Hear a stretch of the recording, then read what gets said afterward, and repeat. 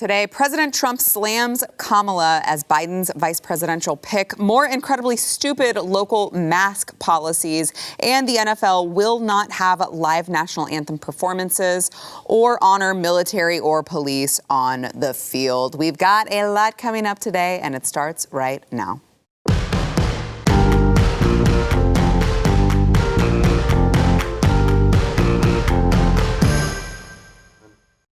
Welcome to the news and why it matters. I'm Sarah Gonzalez, today joined by Eric July, BlazeTV contributor. Thanks for being here. Thank you. And chief researcher of the Glenn Beck program, Jason Buttrell. Thank you. You're here. Yeah, again. We've got, and him. We've got a lot for today. Primarily, I want to start with President Trump talking about Kamala being Joe Biden's vice presidential pick. Now, yesterday during the show, for those of you who don't know, this isn't live coming to you straight up live. We tape the show just a little bit before it actually goes to air. So the news of Kamala being the vice presidential pick came as we were in the middle of taping for the show. And of course, then we're scrambling, trying to get everything ready to start talking about it in the middle of the show. Now we've had a chance to digest all of the information. And President Trump had some time to digest it as well in his first on-camera remarks about the new Biden-Harris ticket. He said that Kamala Harris was his #1 draft pick.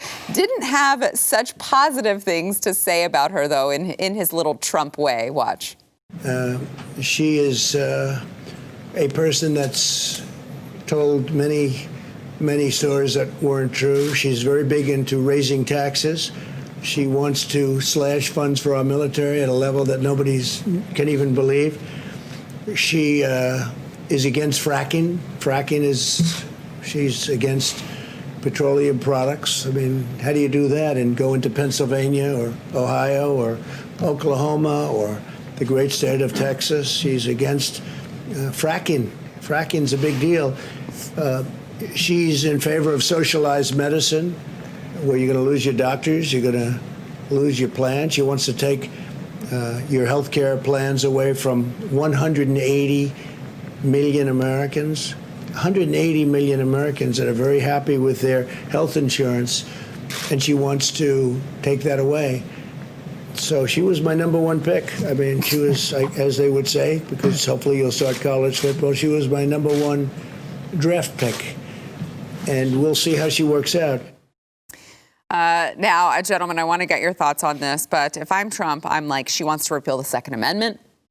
By the way, she put, if you're over on the left and you want to do things like defund the police and decriminalize a bunch of things, well, she spent her whole entire career putting black people behind bars. So maybe you guys should think about that. Eric, what are your thoughts? Well, I mean, as far as his comments, I think that was an interesting take in terms of calling her the first round draft pick. Obviously, what he's saying is that she's one of the worst possible VPs, and that works to his benefit. Do you agree with him? I wanted Hillary. I've been campaigning for the Hillary thing for a while on the show, but it was an interesting pick. I didn't see it coming, but because it was a terrible pick, it was such a bad idea. In terms of how she got grilled, we know the interaction obviously has resurfaced with her and Tulsi, talking about her record and whatnot. And definitely when you see these whole new slogans, I think what her addition really adds this whole, I think it's going to separate a lot of these uber progressive types, which the Democratic Party, that's a bet that they've made in trying to appeal to them.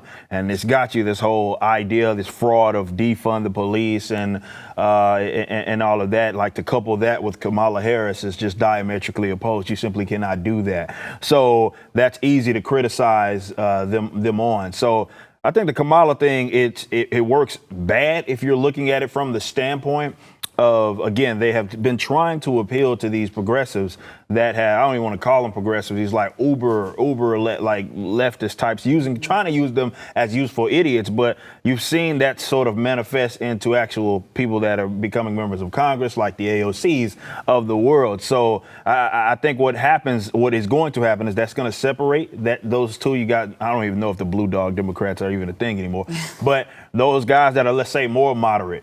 Right. And when you couple her with that, and yeah, she does have some more, like, again, her position on the Second Amendment and stuff is terrible positions. However, with her, the whole cop thing, I think it's just an easy target. It puts a big time target on her back. So it was an odd thing because I thought that was incredibly obvious. But when you look at the fact that they, after all, did vote in Joe Biden, I should expect stupid things from this party. That's fair. Jason. So caveat what I'm about to say with the frenzy over who the vice president is so overrated. The vice president really means nothing.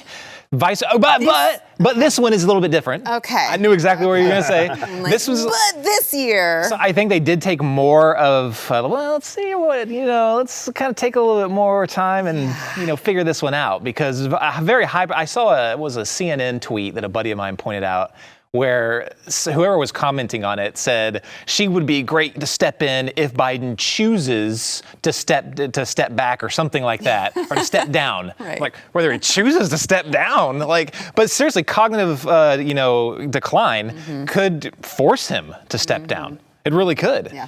I think Kamala was Obama's pick right from the beginning. He seemed like he was supporting her a lot more than he was Biden. Wouldn't even go in with Biden. It was so weird. But he was throwing some support to Kamala. So I think that I think he's still running the show. I really do. He's the only president that didn't move out of Washington afterwards. So this is an Obama administration as far as basically, behind the scenes. Basically, yeah. Electorally, she provides nothing. Absolutely nothing across the board. The Bernie Bros hate her, and they have a significant amount of people right now, a lot of young votes. Whether they actually go out and vote or not is another story, but the Bernie Bros hate her. The progressives don't really like her because of the whole, her past as the Attorney General. She's no moderate. That irks me. Everyone is saying that right now. You know who included in that? Chris Wallace, who said that she's not too far left, okay. I believe was his quote. And I'm like, where are all these people getting this idea? That is such a good point. It's got to be the Attorney General thing. They're looking at the fact that she can be a hawk when it comes to criminalizing things. But they're trying to separate that from everything else. Yeah. Again, if you're going to talk about where she leans, you have to combine all of that, not just looking at that. But that's why people say that, because a lot of folks who, tough on crime. Well, she's tough on crime, therefore she's moderate. Right, but that's not how it works. No, I mean, there's a difference between being for law and order and using the immense power of the government to go after anybody and put everybody in prison. That's part of being a progressive as well.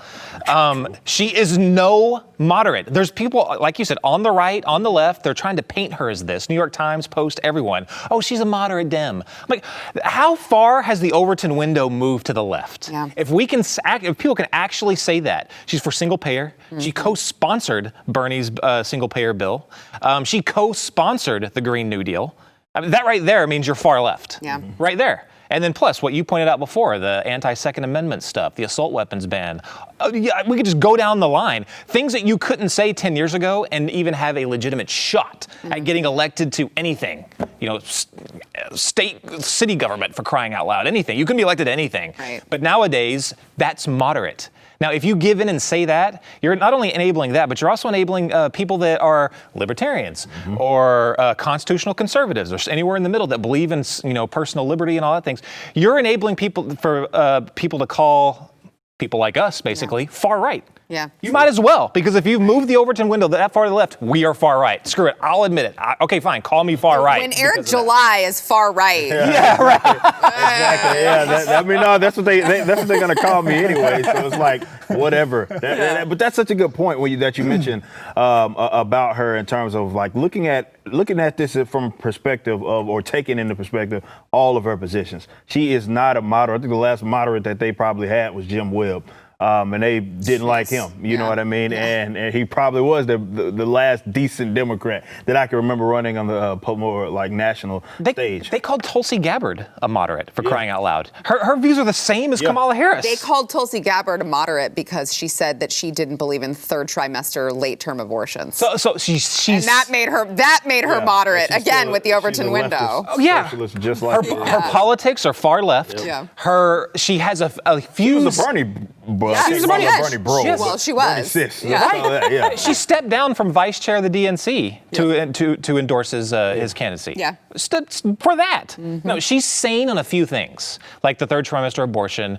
She clearly loves her country, which 99% of the rest of the party doesn't. Right. That's what makes her. I guess when people on the right were like, "Oh my gosh, finally something we can relate to from people on the left," but she's no moderate, for crying out loud. Yeah. It will also be interesting to see, I think, the dynamic between Joe Biden and Kamala Harris, because, Kamala was a bulldog when they came out, in the primaries. She had some moments where she hit him hard, specifically on the busing situation. And then she straight up called him a racist, basically, in that little spiel. It's like, you racist scum. Really? Might as well just said that. Truly. And then, so it wasn't just basically calling him a racist. It was also her comments whenever Joe Biden's accusers came forward. Oh, yeah, that was the big one. Yeah. That was probably the biggest one of that all. Like, that's for those that don't know, like, she legit was like, I support. I believe her. The accusers, like, she's flat out said that. Which we have. This is a flashback. All right, April 3rd of 2019. Here is what Kamala had to say about Joe Biden's accusers. Watch. I believe them, and I respect them being able to tell their story and having the courage to do it. Do you believe that the vice president should enter this race? He's going to have to make that decision for himself. I wouldn't tell him what to do. I believe them. So in other words, not only is he a racist, but he's also a sexual predator. And also, I'm fine. And also, I'm fine running on a sexual predator's ticket and a racist ticket. I guess is what the message is. I can't think of any other way to unpack that. That's why they're saying, like, Joe Biden, you did a masterful stroke in naming her. Get out. He did not want her as his vice president. No way. You've seen how pissed off he gets over the stupidest stuff. Can you imagine? He probably has like a voodoo doll of Kamala Harris. Or he's just like every day he's like. Do you think he really remembers what happened? That's true. It's probably already out. They're like, no, Joe, the vice president on your ticket, her name is Kamala Harris. It's Harris. Remember that last name, Harris. Eric, what are your thoughts? Man, like, that is, we've seen this come into fruition in other ways when we found them to be frauds, the whole believe all women, all of that type of stuff. And then they go and have their own people, slimy people, questionable people, that they will then throw their support at. I think, if anything, you're seeing from this party, from especially her, that they say whatever can advance them in terms of power at the point in time. It's not necessarily that they believe it. Now, I would think that you would treat all politicians like this for the most part. But I think that was especially like, she just said that. It was not that long ago that she said that. And then she's like, okay, I'm going to be, I would think, like, well, you would have an issue with that if someone that I knew or I thought was a sexual predator and they asked me to do anything for them. I'm like, nah, bro, like, we can't do that because of what you're about. Right. And that doesn't seem to have happened. So these guys are frauds. They've been frauds. We know they're frauds. But I want people at home to be paying attention to this.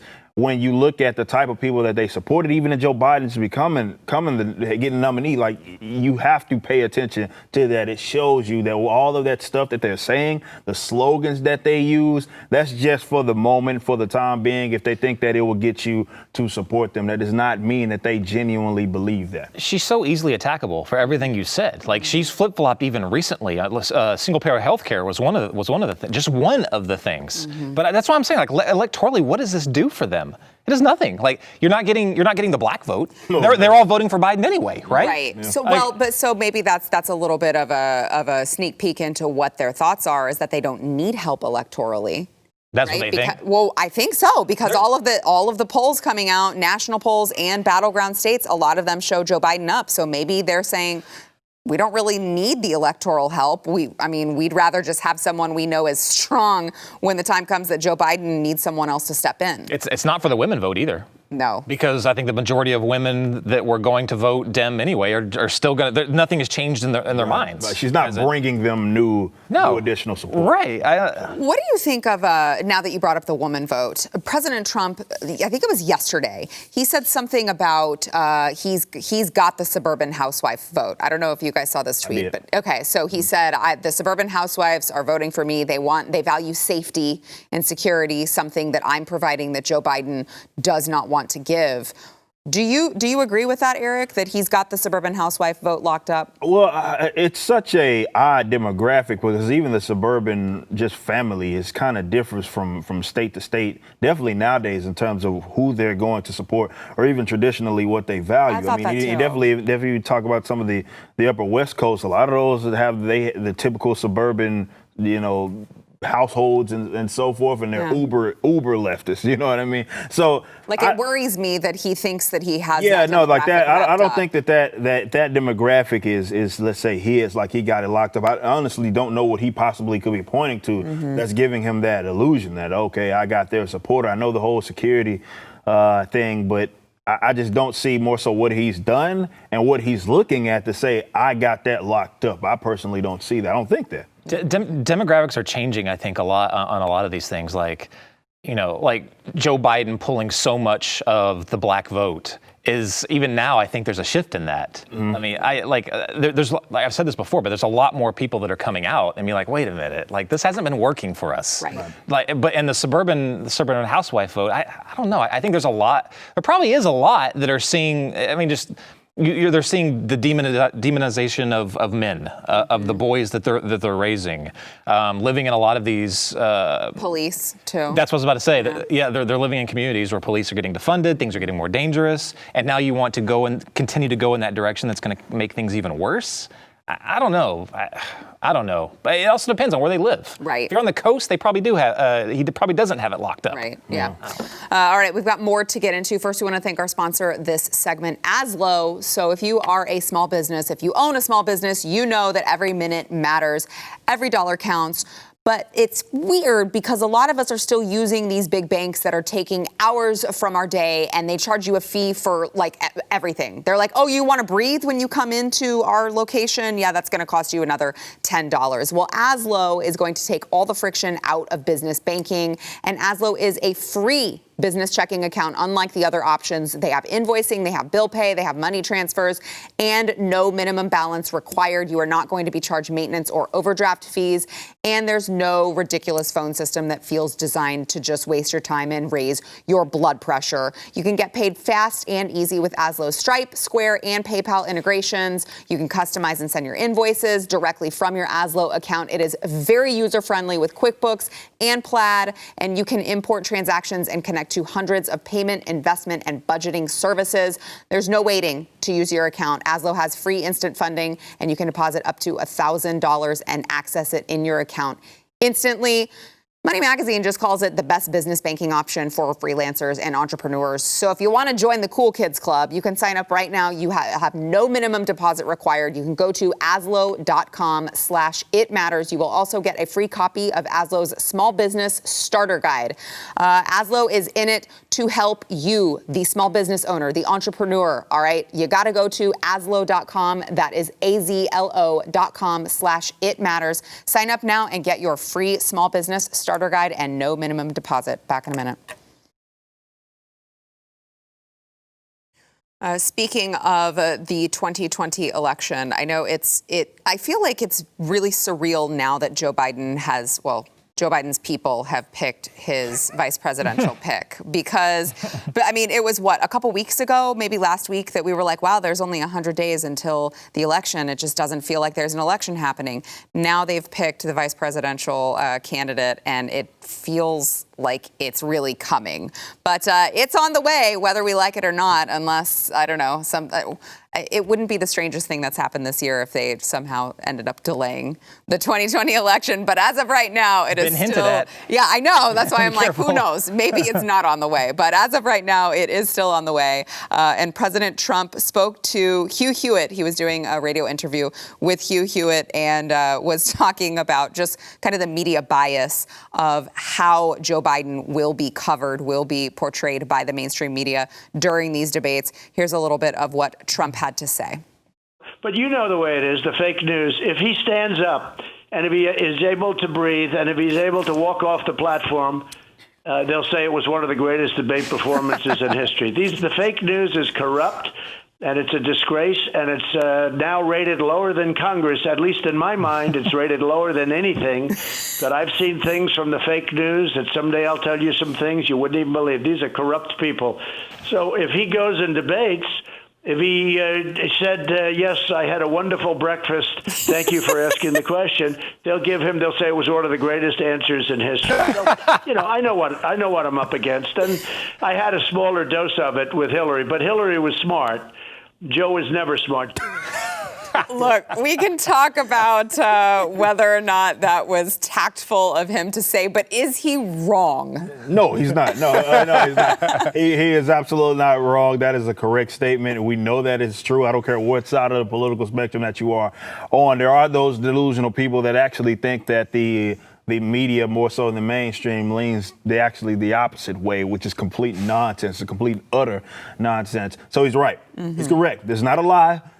This is not something that is absurd. They do treat him way differently than they do treat essentially everybody else. Well, it's more of a slant in terms of where you lean on the political side, in terms of how they will cover you. Now, the thing about this that's so odd is that people pretend like that isn't the case. Right. Especially people on the opposite end of the spectrum, more so the people on that side of the spectrum are generally looked at in favor. Like even when I'm on, let's say, Twitter or something like that, and they have those news columns. Generally, anything that they cover of a Democrat is more so positive, yes. And when it comes from the Republicans, it's more so negative. It's just something that simple, but that stuff is absolutely influential to people that this is all that they see, unfortunately. So this is why they need to go look at more independent media, smaller media, because they at least will try to give it to you. Some of them will try to give it to you straight, but he's not lying. He's not lying. I know people aren't going to like the fact that he said it and that he was so blunt with it, like, the fake news, they're corrupt and it doesn't matter. He could do and say this and they're going to praise it and hip, hip, hooray. That's right. That we've already seen that. Like, we've already seen that. And that's how they cover that side. So for anybody that would be mad at him, again, you don't have to be a fan of Trump. You don't even have to be a guy that leans that way, right or left. You have to acknowledge that what he said was the absolute truth. Yeah, Jason, to Eric's point, we just saw Brian Stelter not only ask the question, there are entire right-wing media companies designed to just tear down Joe Biden. Does that even exist on the left to hit Trump? And then right before that, he's like, look, Joe Biden's riding a bicycle. He's obviously fit. People keep accusing him of not being fit to be president, but he's fit because he's riding a bicycle. Look at him. Yeah, the head of CNN has already, I think it was wasn't in the 2016 election. It was, I think it was maybe in Kamala Harris's last Senate race. He already endorsed her. So we already know that he is on board with Kamala Harris. Mm-hmm. Didn't they give her the very first shot at a town hall on their network as well? Which I thought was very interesting. I didn't see that. They just gave it to her right off the bat. Obviously, it's just ridiculous. But would it even matter? Because isn't this more about getting Trump ousted rather than whoever the Democrat nominee is? Sure. Yeah, absolutely. And the debates are going to be interesting because Joe Biden is, at this point, he might have been better before, but he is not a good debater now. Mm-hmm. When he was up there with that 17,000 other candidates during the primaries, that's all they pretty much said. He didn't do anything to help his case. His eyes bled for crying out loud, which probably was the stress. It probably was the stress. The thing is though, I think that he had to be a lot more measured in those debates. There was a lot more women on the stage that they did not want him losing his temper with. Because, or sniffing. Yeah, or sniffing. Very true as well. There's always the temptation. That's a good point. That's a very good point. But I think that they'll be more inclined to give him a little bit less of more of a leash on it, so that they want to see Trump get beat up on stage. They want it. They want him to get just, verbally assaulted. They want to see it. They do, but how will they treat it when President Trump is the one who comes after Joe Biden and leaves Joe Biden looking like they need to usher him back to the nursing home? It'll be Trump the bully. But which is what we already know, but that's what they're going to say. But it'll be interesting. So, debates are actually really, really powerful. I think they're becoming less so nowadays. But back in the day, look at the history of this. Presidential elections have swung on debates. Yeah. Just off the top of my head, George H.W. Bush, when he criticized Dukakis for riding around in that tank, won him the presidency. Yeah. Reagan's second election, when he made that joke about not being old, or that the other candidate was too young and inexperienced, it was hilarious. That won him the election. It was very, very close. That won him the election. And you could go all the way up through. Even Mitt Romney against Obama. He did great the first debate. Second debate, he just kind of did the Bart or the Homer Simpson thing. He just backed up like this into the like, what are you doing, dude? Like push the momentum. I think that severely hurt him. Yeah. So these will be big. That's why I don't know. I still, if they're face to face on a debate stage, oh my gosh, Trump is going to manhandle him. He'll get under his skin. He'll start poking things under his fingernails. It'll be bad. I don't see them ever going face to face. I don't see. I don't see how they can do it. Well, they're already the left is already trying to. We don't need debates anymore. That's like a totally outdated thing. Joe Biden shouldn't debate Donald Trump because he lies all the time. Oh yeah, and they said unless Donald Trump provides his tax returns, that's also on the table. Oh my! They're doing a little quid pro quo there to get them on the debate stage. Yeah. Oh, good grief, Eric. What do you? Yeah, man. I really hope that we get to see a debate because I want the show. Yeah. Always. It's like the only good thing coming out of 2020 is that we get to watch the debates. It's gonna be fantastic. Once that happens, but if it happens, but you're right, that's the one thing that the virus has done for them, is that it has given them out to not make that happen. Because I don't think they're stupid enough to believe that man and all of his cognitive decline would be able to stand face, no matter how you feel about that man, Trump. It would be a knockout. It will be hilarious to watch, which is why I want to see it, but that's not what they want. They'll use this virus as the excuse. And I think this goes for anything as it pertains to this virus. Like, people need to understand that these guys are a lot more connected than you actually believe. If you don't think that they would kick the can down the road for lockdown purposes and all of that, just for the sake of trying to gear this election one way, you're sadly mistaken. These people are evil sons of guns, and yes, they'll do it even if it means destroying your own livelihood. Yeah. All right, we've got more to come, including some more really incredibly stupid local mask policies that we get to talk about. First, we want to thank our sponsor, Keeps. If you have noticed maybe your hair is not as full as it used to be, you don't need to be embarrassed about it, all right? We know that if you're a man, you're not going to go to the doctor. Okay, I personally already know that because I'm a giant sexist and I just like to stereotype all men and say you're not going to go to the doctor for literally anything. You could be dying and you'll be like, I can take care of it myself.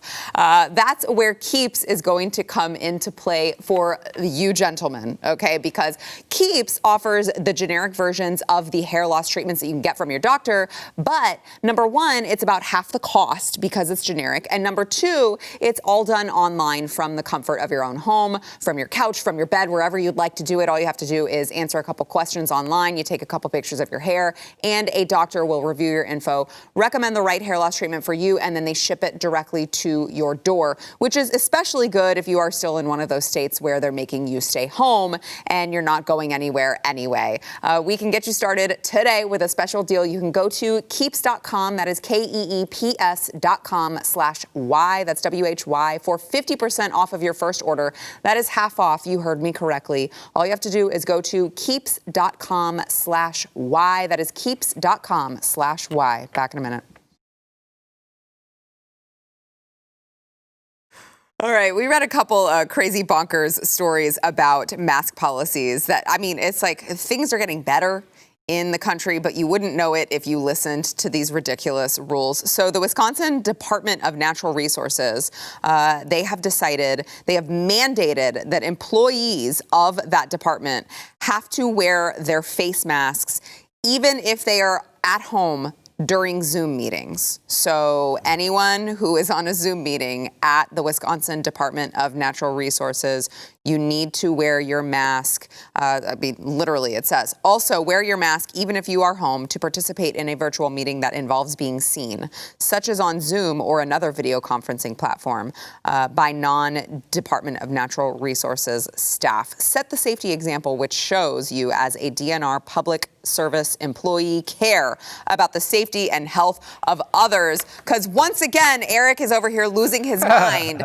Once again, it's totally about the science and not at all about symbolism of how you appear. That literally says that, right? That's exactly what it says, that it's about the symbolism. I feel like I'm owed a damn apology to all of these people who said otherwise when now you have your government departments actually doing that and advocating that their people do that. And even though it makes absolutely no sense, they want you wearing masks at your damn home while you're on a Zoom because you might be seen by someone without a, like, this is complete nonsense. This is nonsense. Yeah. But I feel like, for real, I'm owed an apology to all of those. This keeps getting crazier and crazier and crazier when it comes to these mandates. But that shows that it's all about symbolism. It's not about science. It's not about whether the mask works, whether it is, whether even slowing the spread is worth doing or anything. That shows that this is about symbolism more than anything. And they've admitted it on numerous occasions in multiple different ways. And they need people that act as if we're the ones that are killing grandmas need to absolutely pay attention to that, because that's what it is. Yeah, Jason. Symbolism. I don't know. Like, they know so little about this virus. They've literally added every single symptom to every single illness that you've ever had since the history of man. And then they tell you you're supposed to quarantine if you have any of these symptoms. It's yeah. Okay, so literally anything. Anything. You have it. I might have it. Yeah, I have a zit. Quarantine your butt now. I don't care. We don't know. They act like, so who knows? It's very, very possible, now go with me on this, that corona transmits through Zoom. That's possible. Oh, snap. I mean, until we don't know it. We don't know. Yeah, it's a technovirus. Until they've told us they've ruled it out, I guess we should. Just to be safe. Just to be safe. Right, just to be safe. Try this other one on for size. Officials in Hoboken, New Jersey, are considering a citywide ordinance to fine their residents $250 if they do not wear a mask outdoors. Outdoors. If they do not wear a mask outdoors, they are talking about fining people $250. Now, yeah, no, Jason, you're laughing, but this is the truth. So if you're like walking down the street, Unbelievable. $250 fine right here. You are not allowed to enjoy the fresh air. And now you're not allowed to enjoy the recycled air in your home. In fact, why are you breathing anyway? You should just die. Why would you ever take the mask off? For that matter, just wear it to sleep, wear it everywhere. This is insane. Just get suffocated by your own carbon dioxide. Look, guys, I know that some of y'all are like, he's a libertarian, he's anti-government and all of this. I am. That's very true. But I don't think this ends until there's some legitimate forms of civil disobedience that happens by mass amounts of individuals. I agree. Politicians are not going to save you. They have, even the people that you thought that were on your side, Mr. Abbott, they will mandate those things. This does not end until big swaths of people say, you know what? No more. It's We've had it. No, I totally agree with you. This is our fault. Yes. This is our fault for giving into it to begin with. Not our fault. Right. Okay. Yeah. No, but seriously, it's society's fault. They were like, if you would have said this when they were saying, hey, we're just going to shut down for 2 weeks, just let us do that to you, even though they had no right to do that to begin with. But when they said that, if you would have said, hey, they're going to start fining you for not wearing masks outside, show me the science behind that. Seriously, but I'm being dead serious, because they like it or not, the state has, or state and local governments have emergency powers that they can inflict on you. But there are checks and balances to it. They have to show you why. They have to show you the data. So I want to know this. Otherwise, I want to see lots and lots of litigation. Well, it doesn't sound like they do have to show us the data, because they have not shown us the data, yet they keep doing it. They absolutely have to. Towards the end. In hindsight, maybe. Yeah, right.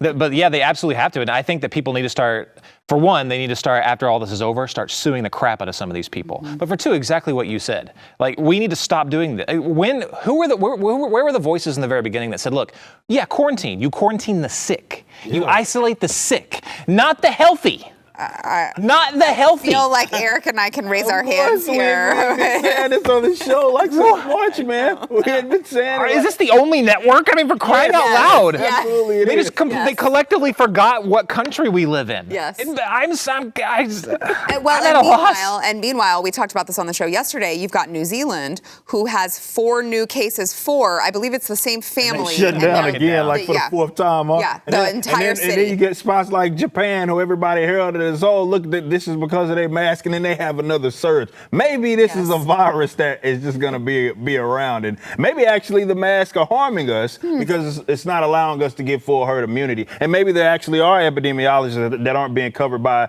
the let's say, more mainstream news because they're seeing them as illegitimate. Maybe they had been talking about, well, if you close everything down, expect another surge when you reopen because they're not spreading the virus around. We need to stop kidding ourselves, man. I'm surprised at even the conservative voices that are like, oh, you're being so irresponsible. Let's just do this. It shows you what fear does to people. Oh, yeah. though.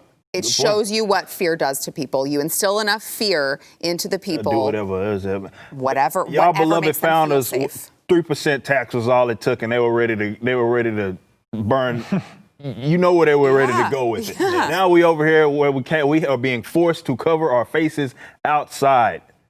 It's What insane. in the hell are we doing? It's insane. All right, we've got more to come. First, we want to thank our sponsor this segment, Rough Greens. So if you are like me, you have a dog, and your dog is actually part of your family. It doesn't live outside all the time. It lays on the furniture and tries really hard to sleep in your bed, but it's too big. Okay, well, that's a totally different story. But if you love your dog, you want to take responsibility for your dog's well-being and health, and you can do that with Rough Greens because, like it or not, even if you're buying the really expensive dry dog food, all of the good things in it, the nutrients, vitamins, minerals, antioxidants, probiotics, all the things that your dog needs to thrive, all of that is getting killed out of the dry dog food whenever they sterilize it to give it that long shelf life. So you think that you're giving the dog the best that they can get, and they're actually missing out on all of these vitamins to give them a longer life. Rough Greens is a supplement. You can put it on top of the dog's food, so you still use the dry dog food that your dog likes, and then it puts all of those things, all the vitamins, all the nutrients, all the minerals, it puts that back into your dog's food. Also, if you have a picky eater like mine, oh my gosh, she would not eat anything until we gave her Rough Greens, and it drove me nuts because I was like, it's 4 p.m. Why haven't you eaten your breakfast yet, dog? You're skinny. Eat. Stop being anorexic. Well, she's not anorexic anymore because she also loves Rough Greens. They eat it right up. You can take the Rough Greens 14-day Jumpstart Challenge today. It's $14.95. You'll see the difference in your dog in those 14 days or less, especially if you have an older dog and you want to see them thrive again, see them live out the rest of their life in good health. You can go to roughgreens.com/blaze. That is RUFF greens.com/blaze. Back in a minute.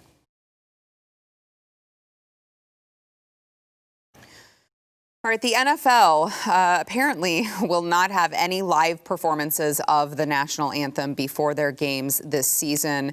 Now, they say they're attempting to limit the number of people with access to the field to reduce the spread of COVID-19. And unfortunately, that includes honoring our country, having, patriotic symbolism like the American flag on the field, and also limiting the presence of military and police honor guards on the field as well. So I'm sure it has nothing to do with the social justice tones that the NFL has taken on. Nothing to do with that at all. Nothing to see here. But, while we're on the subject, they will include team brand imagery in week 1 that includes things like end racism and it takes all of us. But don't you dare sing the national anthem, please, Eric. Yeah, this take is interesting in terms of the direction that they're going, and we're seeing all the sports really go. Yes, it is. With the social justice, it seems to be that they're all in, and that's the narrative at this point. Now it's funny that they talk about pledging allegiance to the flag, but now they will expect you to pledge allegiance to what it is they're doing and what they advocate as far as from a social justice standpoint. We saw this with Jonathan Isaac of granted another sport, but when he refused to kneel. Now all of a sudden it was an issue, and people made fun of him when he ended up getting hurt. He ended up tearing his ACL, if I'm not mistaken, and he ended up getting hurt. And people were like, "Hey, yeah, look at you." It's like now, okay, don't pledge allegiance to the flag or the country, but pledge allegiance to social justice. That's what they want you to do, and that's what they expect you to do. They're replacing what they feel like, when they look at the state as a guide, they're saying replace that with whatever it is that they particularly want to advocate. So it's the same thing or similar thing. It's just to another particular topic. So I don't at all buy this idea that they're doing it because of the virus. That's just an excuse. They know the problems that it could cause in the event that they do that. When you consider the direction that this country is going in terms of the slant, that's why they're doing it. And they should just come out and just say that and not pretend like using it as an excuse, the virus. Right. We can't have people on stage or anything because of the virus. We know that's not why you're doing it. Don't front. Which, to Eric's point, I did also hear that they are going to be singing the Black national anthem. I did. Yeah, we covered that here on the show. Right. So I guess like if you got to pick one, the Black national anthem won, the actual national anthem that includes everyone, screw that. And maybe it's because you know how coronavirus doesn't get passed during Black Lives Matter protests. That is true. Also doesn't get passed during the Black national anthem. That whole thing gets there's a bubble blocked off because they immunize the game. Yes. Exactly. That's actually kind of genius. Yes, really, if you think about it. That's how they're going to save NFL football. We just figured it out. There you go. We cracked the code. I love it. By the way, want to get your quick thoughts. I just read this during the break. Jerry Jones has just told reporters today that the Cowboys plan to play all of their home games in front of fans. Wow. Because of the natural airflow in the stadium. So what that looks like is unclear, but he does say that there will be fans, or he believes there will be fans in the stadium. The other games, have you guys been watching? I'm sure you have. So goofy, man. But they have like the either cardboard cutouts or like digital. The digital fan. Yeah. It looks so stupid. So stupid. It does. It looks really ridiculous. I'm not watching. Okay, I've made this deal with Stu. I'm not watching the NFL unless the Cowboys go 5-0, and then I don't give a crap. I'm watching it. So Jason's never watching the NFL again. I didn't say that. I'm not watching this season. Oh, okay. I'm not watching this season. Yeah. Just this season. But the NFL did. Are they going to have financial ramifications for all of their choices?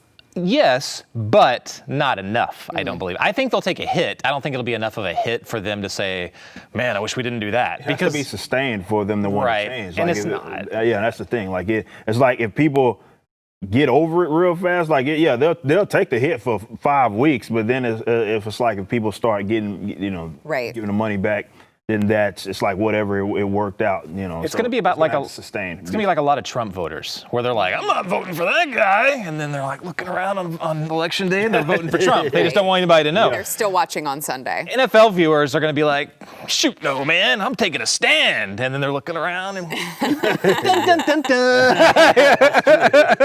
Good point. I guess we'll see. To be determined. Back in a minute.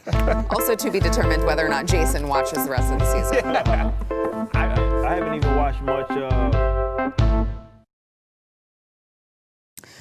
All right, yesterday's poll, will Joe Biden's vice presidential choice have any impact on who people choose to vote for in 2020? Kind of relates to the conversation we just had at the table today, whether or not it's going to be an influential pick this year compared to other years. Well, 66% of you still said no. It will have no impact on who people choose to vote for in 2020. 33. Closer than usual, wow. Yeah, 33, almost 34% of you said yes. Those are those of you who probably think like Joe Biden's days are numbered if he actually gets the if he actually gets the win. We'll see. Today's poll: will Kamala Harris help or hurt Joe Biden's chances at getting elected? This is the same poll, guys. What's the difference? Will Joe Biden's VP choice have any impact on who people choose to vote for in 2020? And will Kamala Harris help or hurt Joe Biden's chances at getting elected? That's kind of the same question. You guys are busted in the social media department. Nobody proofread this because this is the same question. Except help or hurt, I guess, are the options now instead of yes or no. I hope that there's an option of just like no net difference.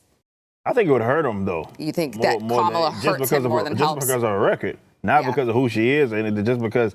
But that's the who whole he is cop too, right? true. The crime If you bill. look, that's true. That is I mean, very it's true. it's That's him. very true. That's It's very true. Joe Biden versus Joe Biden, mini Joe Biden.